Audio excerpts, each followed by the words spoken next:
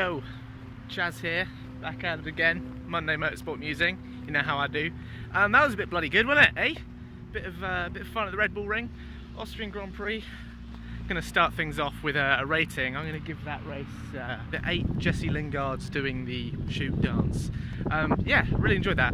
And who would have thought all it would take for a bit of excitement is both Mercedes retiring. I'm not, you know, a Hamilton fanboy or whatever.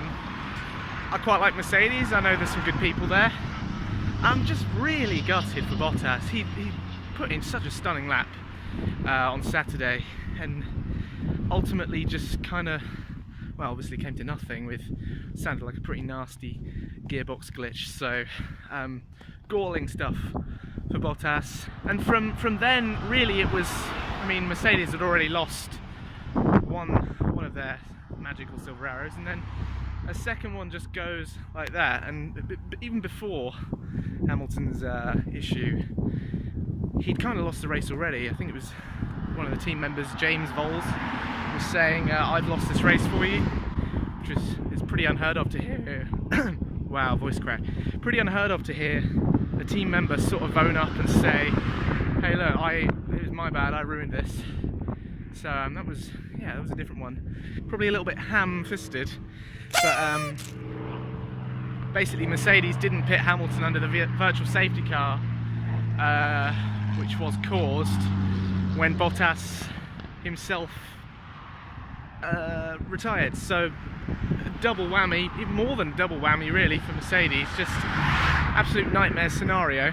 And from then on it was Red Bull's race to lose.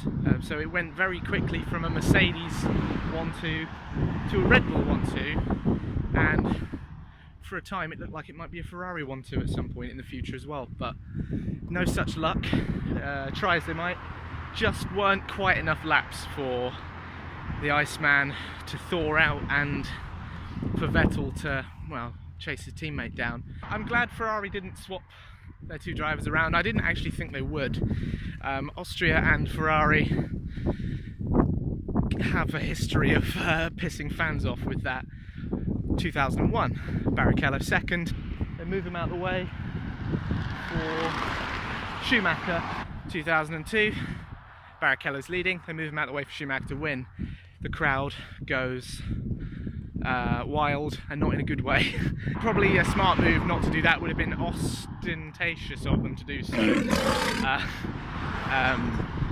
In the end, Spielberg delivered a blockbuster and a tyre buster, really. There were a hell of a lot of unhappy tyres in that race, not least... Right them hogs. Alonso starting from the pit lane, which is a long way back. That doesn't really work. Yeah, ended up finishing 8th in the end, so a net gain of 12 places, 5 of which you can argue are people who retired, or 6 if you include his teammate who retired with like 2 laps to go. Ended up 8th, so decent job for Nando. Double points for Sauber.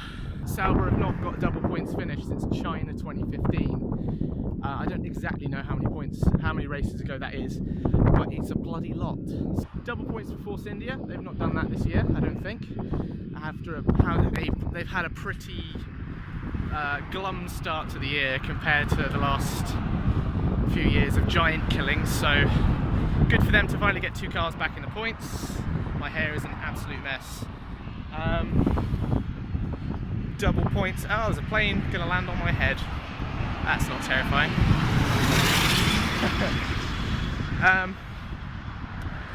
Not far for teams to fly, actually. They've just got to go straight back to Silverstone, which is where half of them call home anyway. Not least Force India, who I was just talking about. Yeah, good racing from Perez and Ocon.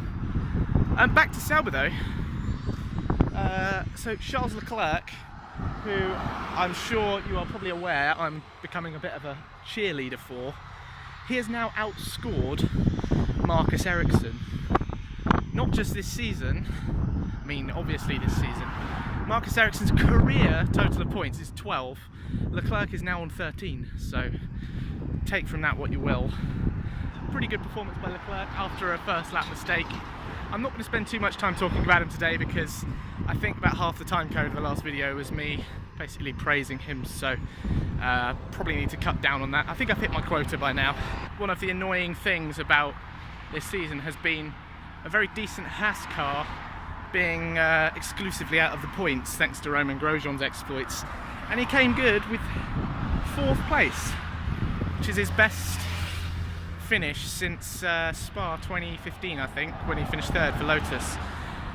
So if you're gonna do it, then do it in style. And he's come home P4 with Magnussen 5th, which is, I think, the positions they were in Australia, or the other way around at least, when they had that double retirement thanks to the tyre woes. So Haas and Grosjean finally coming good. I think they've jumped McLaren now, who seem to be only going backwards, so we'll watch out for that in Silverstone. One of my favourite moments of the race was that mad start for Kimi. Looked like he was actually going to get in between the 2 silver arrows. Yeah, great race for Kimi. It's this whole Leclerc, McLaren, Ferrari hubbub situation is looking ever more confusing, because the idea is that Leclerc is going to replace Kimi, and then Kimi's going to go to McLaren, and then Alonso's going to retire or go to IndyCar or something or other. But if Kimi keeps performing the way he is, why should he lose his seat at Ferrari? He's actually been incredibly consistent this season. There's a Reddit post somewhere that Kimi's actually had his best start to a season since 2003, even better than his championship year in 07. Absolutely gutting for Ricciardo on his 29th birthday. Pretty gutting stuff. Who will be in complete denial. Yeah. Denial, Ricciardo? Does that work? I don't think it does, but it's going on the pun counter anyway. What are we on now, like 50? Heartbreaking stuff, and heartbreaking stuff for him and Brendan Hartley. So half the Red Bull cars wiped out. Gasly got mugged at the end by the 2 Saubers. Pretty sobering thought for him. Again, that doesn't work, but hey ho. When has that ever stopped me in the past? Mercedes first double DNF since Spain 2016, when they collided and when Hamilton and Rosberg crashed on lap 1. And that race was Verstappen's first win, this is 4th. Same podium lineup as that race. Verstappen, Raikkonen, Vettel in the same order. Bit freaky that those 2 things coincide.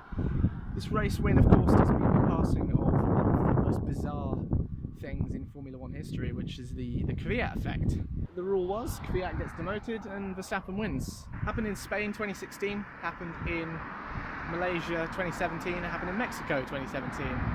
Kvyat gets dropped from Red Bull or Toro Rosso, Verstappen wins. This time not so. It's hard to... I don't know what's wrong with that car. Hard to pinpoint exactly what went so right for Verstappen. I guess it was just a sort of a case of right time, right place. Pitting under the VSC was smart. Basically didn't lose anything. Mercedes did lose a lot by not doing so, and obviously they lost even more when they, well, both cars retired. Vettel's now leading the championship. Hamilton 1 point behind, going to his home race, which he's won 5 times. Anything could happen at Silverstone. Ferrari are leading the constructors for the first time since, I suppose since the start of the season, but or the start of last season at least. But anyway, Silverstone, anything can happen. I look forward to it. And we're back there in 5 days, so yeah, looking forward to it. I'll see you there. Goodbye.